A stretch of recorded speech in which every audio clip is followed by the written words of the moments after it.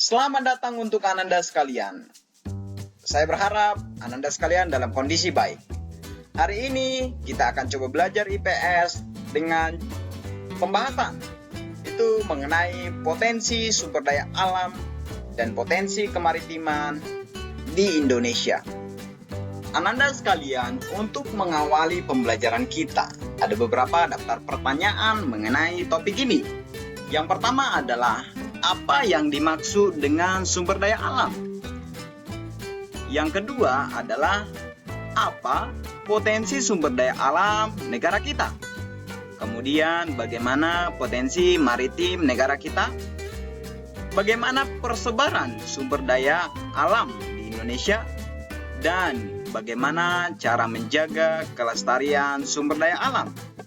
Serta mengapa kita harus menjaga kelestarian sumber daya alam ini?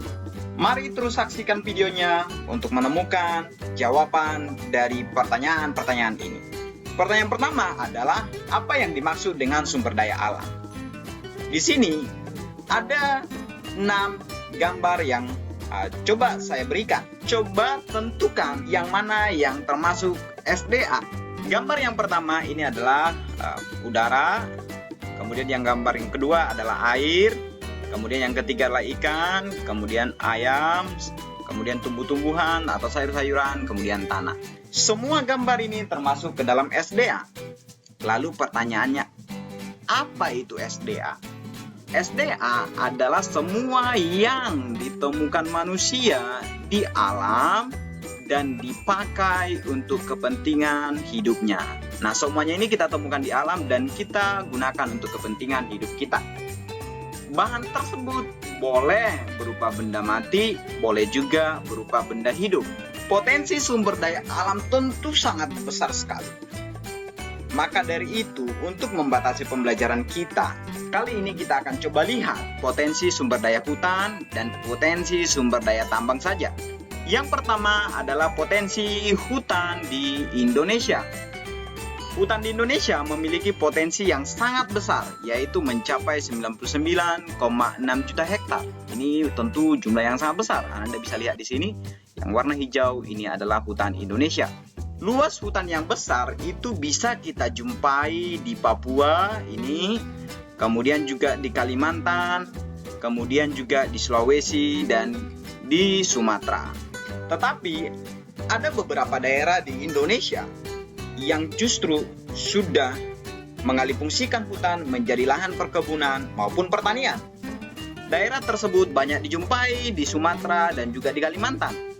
Hutan di Indonesia sangat menyimpan kekayaan flora dan fauna atau keanekaragaman hayati yang sangat besar. Di antaranya bahkan termasuk hewan spesies endemik. Endemik artinya adalah hanya ditemukan di Indonesia saja.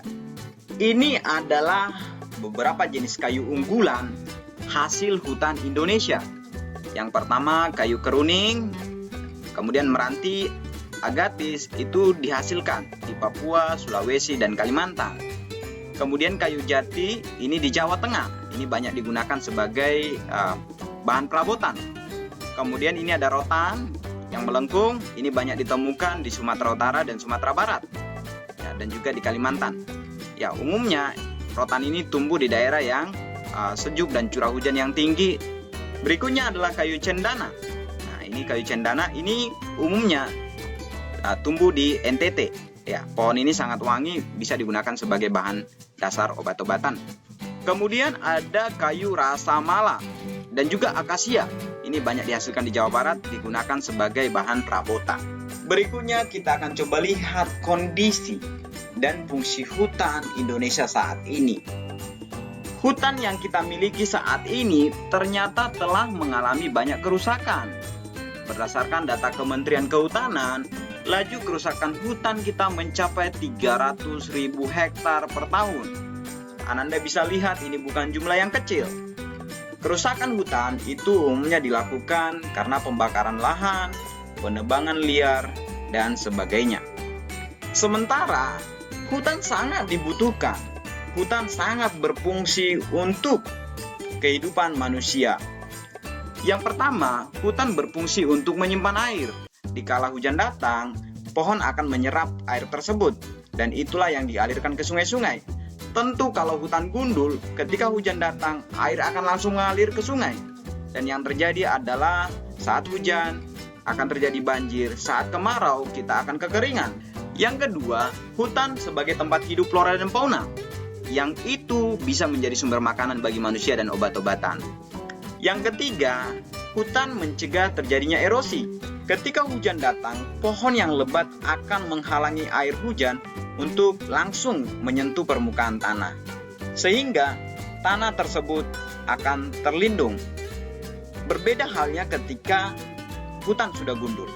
Seperti ini, ketika hujan datang, maka akan menyentuh permukaan tanah, kemudian ini juga lama-lama pengikisan dan akan terjadi longsor.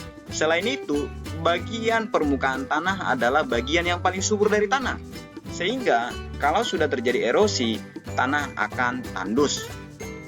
Yang keempat adalah menghasilkan oksigen dan menyerap karbon dioksida. Yang kelima adalah sumber kehidupan bagi masyarakat.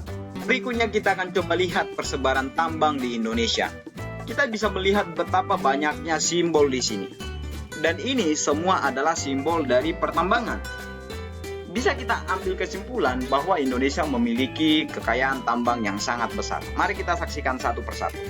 Untuk minyak bumi dan gas bumi, ini merupakan sumber energi utama. Saat ini banyak dipakai untuk keperluan industri, transportasi, dan rumah tangga. Saat ini sebenarnya telah dikembangkan sumber energi alternatif. Energi alternatif ini diharapkan bisa menggantikan energi utama seperti energi matahari, angin, gelombang. Namun harus kita akui, jumlah dari energi alternatif ini masih terbatas jumlahnya. Cadangan minyak bumi di Indonesia terus berkurang seiring dengan pengambilan atau eksploitasi yang terus dilakukan. Kita berharap penemuan energi alternatif terus bisa dikembangkan untuk mengurangi ketergantungan akan minyak bumi dan gas bumi. Ananda sekalian, kita coba lihat untuk batu bara. Batu bara itu adalah batuan sedimen yang terbentuk dari sisa tumbuhan yang telah mati dan mengendap selama jutaan tahun yang lalu. Batu bara ini digunakan sebagai sumber energi untuk berbagai keperluan. Energi yang dihasilkan batu bara dapat digunakan untuk pembangkit listrik, keperluan rumah tangga, untuk memasak, kemudian pembakaran pada industri batu bata atau genteng, semen, batu kapur, biji besi, dan baja.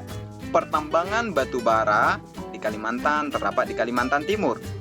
Kemudian di Sumatera, itu yang paling banyak adalah di Sumatera Selatan, di Bukit Asam, dan juga Tanjung Enim. Potensi tambang berikutnya itu adalah bauksit. Ini bermanfaat untuk industri keramik, logam, kimia, dan metalurgi. Banyak ditemukan di Kepulauan Riau dan Kalimantan Barat.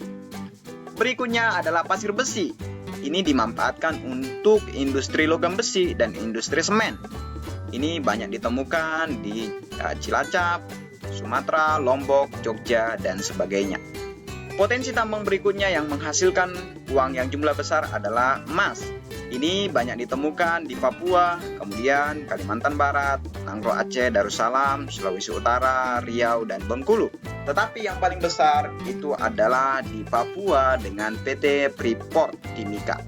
Berikutnya kita akan coba lihat potensi kemaritiman Indonesia. Laut Indonesia itu sangat luas sekali, mencakup 2/3 dari luas wilayah Indonesia. Kita bisa lihat ini adalah Laut Indonesia. Ya, sangat luas sekali. Potensi sumber daya laut Indonesia tidak hanya berupa ikan, tetapi juga berupa tambang seperti minyak bumi, nikel, emas, bauksit, dan lain-lain.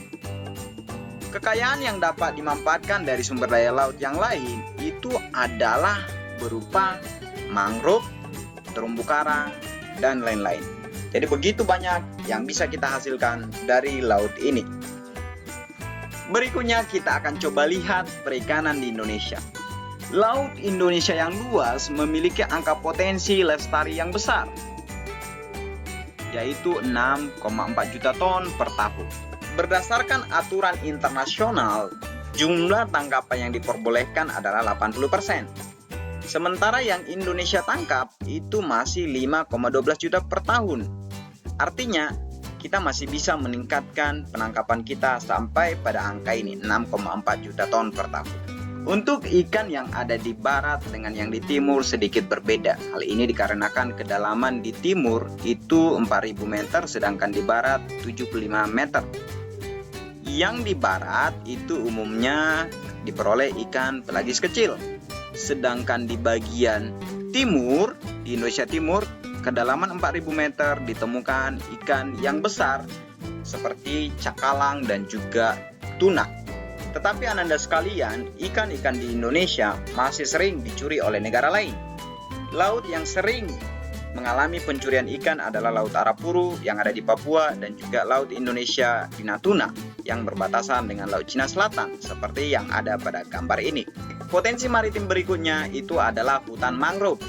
Hutan mangrove adalah tipe hutan yang berada di daerah pasang surut air laut. Saat air pasang, air permukaan laut akan di sini. Saat surut akan segini dan akarnya akan nampak. Ada dua fungsi hutan mangrove. Yang pertama fungsi ekologis, yang kedua ekonomis. Untuk yang ekologis itu adalah untuk tempat habitat ikan-ikan. Kemudian juga akar mangrove bisa mencegah terjadinya abrasi seperti ini. Nah, saat datang ombak, maka akar mangrove akan memecah aliran ombak yang deras sehingga pinggiran pantai bisa terlindungi dari abrasi. Yang kedua adalah fungsi ekonomis. Ini digunakan sebagai bahan bakar, kemudian juga bahan pembuat arang. Hutan mangrove di Indonesia tersebar secara merata. Ini Anda bisa lihat yang berwarna hijau ini adalah daerah-daerah yang banyak ditemukan mangrove. Potensi kemaritiman berikutnya adalah terumbu karang. Terumbu karang adalah terumbu batuan sedimen kapur di laut yang terbentuk dari kapur yang sebagian besar dihasilkan dari koral. Kekayaan terumbu karang di Indonesia bukan hanya dari segi luasnya, tetapi juga dari segi jenis ragamnya. Nah, Anda sekalian bisa lihat ini sangat banyak sekali jenisnya. Di dalamnya terdapat 2.500 jenis ikan dan 2.500 jenis moluska, serta udang dan 590 jenis karang. Terumbu karang ini tumbuh baik di kedalaman laut maksimal paling dalam 18 meter dan memiliki kandungan garam yang tinggi. Maka dari itu terumbu karang biasanya tidak tumbuh baik di muara sungai karena bercampur dengan air sungai yang memiliki kadar garam yang sedikit. Suhu yang cocok untuk terumbu karang adalah 21 sampai 29 derajat Celcius. Nah, karena Indonesia berada di daerah tropis dengan suhu 21 sampai 29, ini yang mengakibatkan Indonesia memiliki banyak sekali jenis ragam hayati. Terumbu karang ini berfungsi untuk mencegah abrasi, tempat tinggal hewan, dan juga menghasilkan oksigen. Sumber daya alam ini sangat berguna bagi kehidupan manusia dan juga kelangsungan alam.